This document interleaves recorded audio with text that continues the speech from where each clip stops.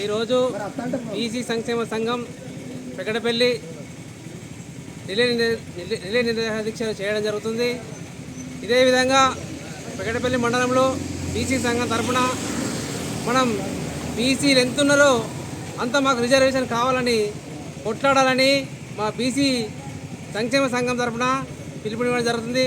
ఇదే విధంగా దీన్ని కొనసాగిస్తామని రాష్ట్రం అంతటా ఇలాగ కొనసాగించినట్టయితే మనం పార్టీలకు అతీతంగా మనం కొట్లాడినట్టయితే కంపల్సరీ ఆనాడు తెలంగాణ ఉద్యమంలో ఎట్లా కొట్లాడినారో మనం కూడా అట్లా ఉద్యమం చేస్తే తప్పకుండా మన రిజర్వేషన్ మనం సాధించుకుంటాం. ఇప్పుడు చూస్తున్నాం అగ్రవర్ణాలు మన మీద ఎంత దేశ చూపిస్తున్నారో మనం ఇన్ని సంవత్సరాల నుంచి అనుభవిస్తున్నాము. మనకు బీసీలకు రాజ్యాధికారం వచ్చే వరకు మనం పోరాడాలి. మనకు రాకుండా అసలు అగ్రవర్ణాలే మనం అడ్డుకుంటున్నారు.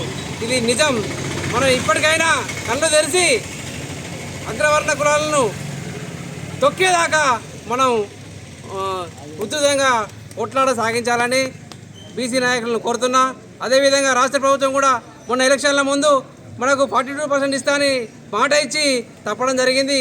దీన్ని మేము చాలా తీవ్రంగా ఖండిస్తున్నాము.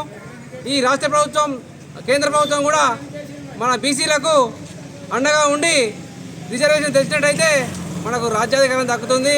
వచ్చేంత వరకు మన బీసీ ఉద్యమం కొనసాగించాలని కోరుతున్నాను. జై బీసీ, బీసీల ఐక్యత.